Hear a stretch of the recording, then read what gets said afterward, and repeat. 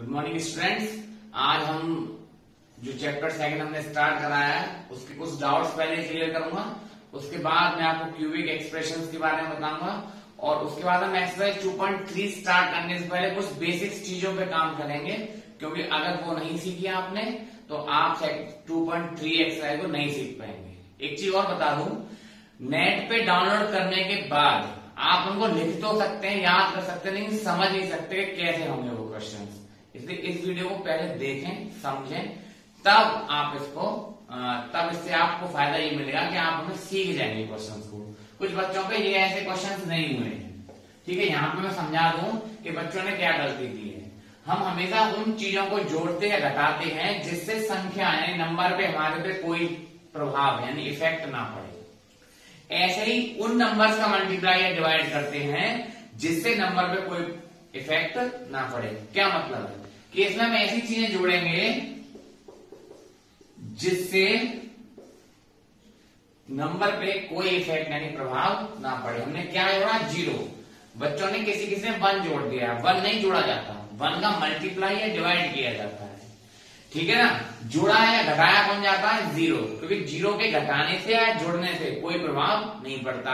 उसी प्रकार 1 के मल्टीप्लाई यानी गुणा या भाग करने या डिवाइड करने से कोई प्रभाव नहीं पड़ता। ऐसे ही हम यहां करेंगे कि t² - 0t -15। अब हमारी दोनों इक्वेशन बन गई, यानी हमारे लिए हमें मालूम पड़ गया कि हमारा यहाँ पे अगर हम फैक्टराइज करेंगे तो कैसे करेंगे। 0 से हमें कोई लेना देना नहीं है। पहले यहां से कॉमन निकालेंगे हम। क्या कॉमन है? 4u। क्या निकल के आएगा?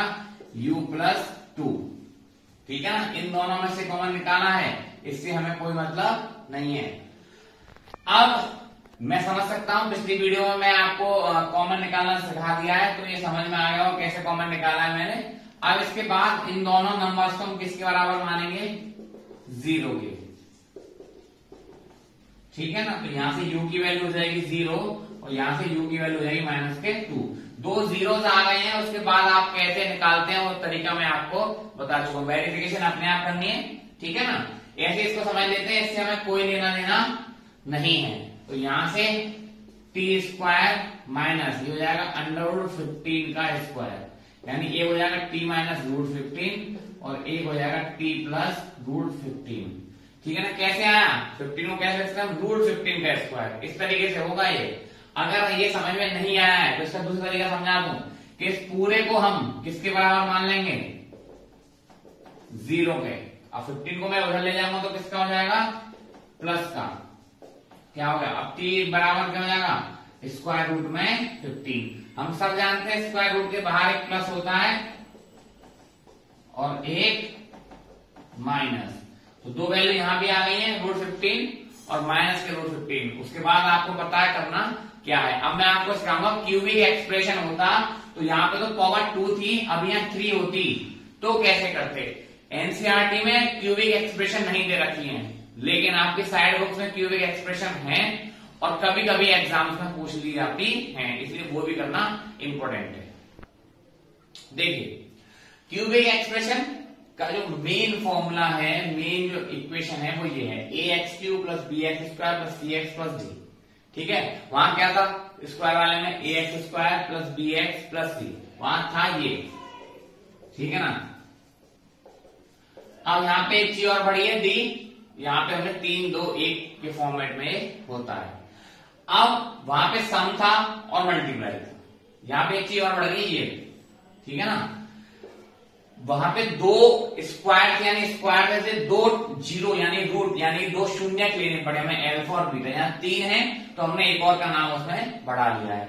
ये अल्फा, ये बीटा, ये गामा, ठीक है ना। Alpha, beta, gamma. आप कुछ भी ले सकते हैं, ABC ले सकते हैं, आप छोटे या बड़ा ले सकते हैं, जो आपकी इच्छा हो, जो आप याद कर सकते हैं वो यहाँ पे 0 ले सकते हैं। ऐसा कोई नियम नहीं है कि अल्फा, बीटा, गामा ही लिए जाएंगे, ठीक है ना। अब इसका फॉर्मूला क्या है? -b/a। इसका फॉर्मूला c/a, इसका फॉर्मूला -b/a। अब आपका इस बुक में ऐसा कोई भी क्वेश्चन नहीं है जिनसे ये फॉर्मूले इस पे आधारित हो, ठीक है ना। लेकिन आपको याद रखनी है, जब भी हम साइड बुक्स करेंगे तो वहां पे इन फॉर्मूले की आवश्यकता हमें पड़ेगी। अब मैं आपको बेसिक चीजें सिखाने जा रहा हूं एक्सरसाइज 2.3 की। जिनको आती है कोई बात नहीं, अच्छी बात है, जिनको नहीं आती है उस वीडियो को ध्यान से देखें, ठीक है ना।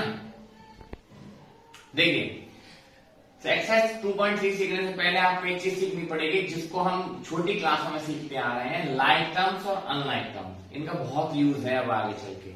आपका जब अलजेब्रा स्टार्ट हो गया, इसको अलजेब्रा बोलते हैं, और अलजेब्रा मिनिमम 25 मार्क्स का आता है। वैसे बुक में 20 मार्क्स दे रखे हैं, लेकिन कुछ जो चॉइस में क्वेश्चन आते हैं वो भी काउंट कर लेने चाहिए हमें, इसलिए इसकी बहुत आवश्यकता पड़ने वाली है। लाइक टर्म्स का मतलब होता है जिनकी पावर्स या सब कुछ सेम हो, यानी x के जो कंपोनेंट्स हो, x के जो नंबर हो, x जो हो या y हो, जैसे मान लो मैं लिखता हूं यहाँ पे xy, तो हमारा अगर 3xy है तो ये xy से मिल गया, नंबर से कोई प्रभाव नहीं पड़ता। इनको कहते हैं लाइक टर्म, जो एक जैसे दिखे, आगे कुछ भी हो इससे कोई प्रभाव नहीं पड़ता, नंबर से हमें कोई लेना देना नहीं है। हमारा मतलब केवल किससे है, स्क्वायर से। अगर स्क्वायर है तो स्क्वायर वाले टर्म्स में रखा जाए, क्यू वाला है तो क्यू वाले में रखा जाए। जैसे मान लो मैं रख देता हूँ 3x² और लिख देता हूँ 2xy², तो ये दोनों एक जैसे नहीं है। क्यों नहीं है, क्योंकि इसमें x की पावर 2 है, इस पे केवल x है, इस पे y है और y², तो ये कैसे टर्म्स कहलाएंगे, अनलाइक टर्म्स। अनलाइक टर्म्स कौन से होते हैं, जो आपस में मैच ना करें। जैसे इस पे x है, इस पे x² है, इस पे x³ है, ऐसे यहाँ पे x नहीं है, इस पे x है और इस पे स्क्वायर है। नंबर है और पीछे x नहीं है तो वो कांस्टेंट कहलाते हैं, ठीक है। दो तरह के नंबर होते हैं, एक अलजेब्रिक और एक कांस्टेंट। अलजेब्रिक का मतलब जिसपे x, y, z यानी कोई भी ABCD का लेटर हो वो अलजेब्रा कहलाता है, और जो नहीं है उसको हम कांस्टेंट बोल देते हैं, ठीक है। अब लाइक और अनलाइक का यूज क्या है, क्योंकि वही नंबर आपस में जुड़ेंगे या घटेंगे जो लाइक टर्म्स होंगे, वही नंबर आपस में जुड़ेंगे या घटेंगे जो लाइक टर्म्स होंगे। मल्टीप्लाई किसी के बीच भी किया जा सकता है, डिवाइड किसी के बीच भी किया जा सकता है, लेकिन जुड़ेंगे और घटेंगे वही जो लाइक टर्म्स हैं, जिसका मैं भी कुछ एग्जांपल देके आपको समझा रहा हूं। देखिए ये क्या एग्जांपल है जिसमें कुछ ऐड है कुछ माइनस है। मैं आपको समझाता हूं कि कौन सी चीजें आपस में जुड़ेंगी और कौन सी चीजें नहीं जुड़ेंगी या घटेंगी, ठीक है। ये चीज ध्यान रखने वाले बहुत लोग इसको गलती कर जाते हैं, और क्या गलती होती है छोटी मोटी वो मैं आपको समझाता हूं। सबसे पहले क्या x³ है। अब x³ जिस फैमिली से है वो कौन सी फैमिली है, Q फैमिली है, तो Q फैमिली किससे मिलेगी, Q फैमिली से मिलेगी। वो क्या है, ये रहा। इसको अब इससे मतलब है, बाकी किसी से कोई मतलब नहीं है। एक चीज और, जिसके आगे जो साइन होता है, जैसे इसके आगे प्लस साइन है, तो उसे अपने आने यानी जो आगे है उससे उस साइन से मतलब है, उससे पीछे वाले साइन से कोई मतलब नहीं है। अब इसको हम इसके पास या इसको इसके पास, या तो इसको इसके पास ले जाए या इसको इसके पास ले जाए, तो कैसे लाते हैं इसको ध्यान से सीख लें। x³ + 2x³। अब यहाँ पे बच्चे क्या गलती करते हैं, बच्चे ये गलती कर जाते हैं कि जैसे मैंने इसको इसके पास लाया तो यहाँ पे साइन चेंज कर जाते हैं कि प्लस से क्या कर जाते हैं माइनस।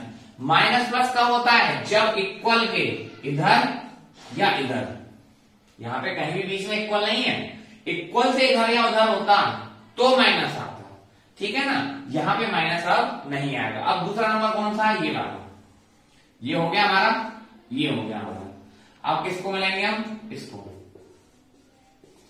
2x² लिख दिया हमने।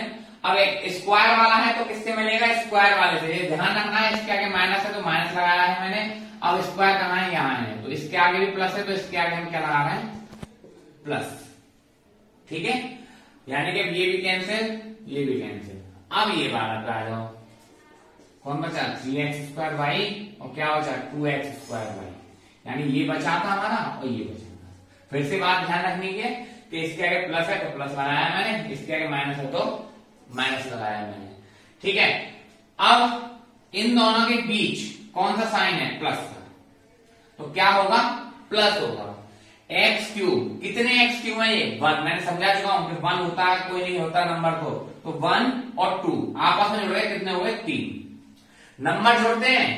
x से कोई लेना देना नहीं होता, x कितने रहेंगे, हमेशा 3 ही रहेंगे। बहुत से बच्चे गलती कर जाते हैं कि 3 और 3 6 कर जाते हैं, ऐसा नहीं होगा। ये कब होगा, 3 और 3 6 जब मल्टीप्लाई होगा, अभी मैं सिखाऊंगा। तो यहाँ पे अगली बात पे आते हैं, ये कितना है, प्लस के 5 है। ध्यान रखने वाली ये रहता है, ये प्लस के 5 है, ये माइनस के 2 है, तो 5 में 2 हम घटा देंगे तो कितना बचेगा, 3। ठीक है ना। अब यहां पे आ जाओ, ये प्लस के 3 है, ये माइनस के 2 है, तो 3 में से 2 गए तो कितना बचा 1, और 1 को हम लिखते नहीं तो केवल क्या लिख दिया हमने x²y। मैं समझता हूँ समझ गए होंगे, नहीं समझे हो तो मुझे कमेंट करके बताना क्या आपकी समझ में नहीं आ रहा, या आप मुझे कॉल भी कर सकते हैं नंबर पे। ठीक है ना।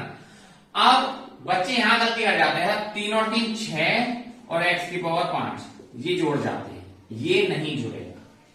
ठीक है ना, ये यहीं पे आंसर हो गया। क्यों? क्योंकि अब क्यू वाला किसी के पास क्यू नहीं है, स्क्वायर वाला है तो सही, लेकिन उसके साथ कौन है, y है। तो ध्यान रखो, ये होते हैं लाइक टर्म्स और अनलाइक टर्म्स, कि जिनके बीच प्लस या माइनस होता है। ये इसलिए सिखा रहा हूं कि जब एक्सरसाइज 2.3 में स्टार्ट करेंगे तो सबसे ज्यादा इन्हीं का यूज होने वाला है। एक्सरसाइज 2.3 में अगली वीडियो में स्टार्ट करूंगा। ठीक है ना, उसके लिए आपको जो बेसिक चीजें हैं वो सीख लेनी है। तो प्लस सिखा दिया, अब थोड़ा मल्टीप्लाई सिखा देते हैं जिससे आपकी सारी चीजें क्लियर हो जाए। देखिए ये एक और एग्जांपल ले लेते हैं कि यहाँ पे 2x² का मल्टीप्लाई 3x³ से मल्टीप्लाई 5x² से। अब यहां मल्टीप्लाई करना है तो ध्यान रखना है कि मल्टीप्लाई नंबर के बीच भी होता है, नंबर के बीच प्लस भी होता है, नंबर के बीच माइनस भी होता है, सब काम नंबर से भी किए जाते हैं। ये कांस्टेंट नंबर जो हैं, ऐसा नहीं है कि केवल प्लस और माइनस में काम आएंगे, सभी जगह काम आएंगे। तो पहले नंबर का नंबर से मल्टीप्लाई करते हैं, 2 का 3 से मल्टीप्लाई और 3 का 5 से मल्टीप्लाई, 2 3 जा 6 और 6 5 जा 30। अब x² है, x³ है, x²y है। ठीक है ना। तो यहां पर आप समझ लो कि x अब x से मल्टीप्लाई करेगा, नंबर का नंबर से हो गया, x का x से होगा, और y होता तो y का y से होता। तो x यहाँ कितने 2 हैं, x यहाँ कितने 3 हैं, और x यहाँ कितने 2 हैं। तो यहाँ समझ लो, ये नहीं करना है कि 2 3 जा 6 और 6 2 जा 12, ऐसे नहीं। मैंने सिखाया है कि मल्टीप्लाई में जो पावर्स होती हैं वो आपस में ऐड हो गई हैं। इसके लिए मैंने एक वीडियो बनाई है, अगर वो नहीं देखी हो तो पहले उस वीडियो को देखें, जिसकी लिंक डिस्क्रिप्शन बॉक्स में है। कि 2 और 3 कितने हो जाएंगे 5, और 5 और 2 कितने हो जाएंगे 7, यानी x भी कैंसिल हो गए सब। अब कौन बचा केवल y, ये आपका आंसर। ठीक है ना। अब इस वीडियो को थोड़ा शेयर करो, लाइक करो, कोई भी डाउट हो मुझसे पूछ सकते हैं आप। ठीक है, थैंक्स फॉर वॉचिंग।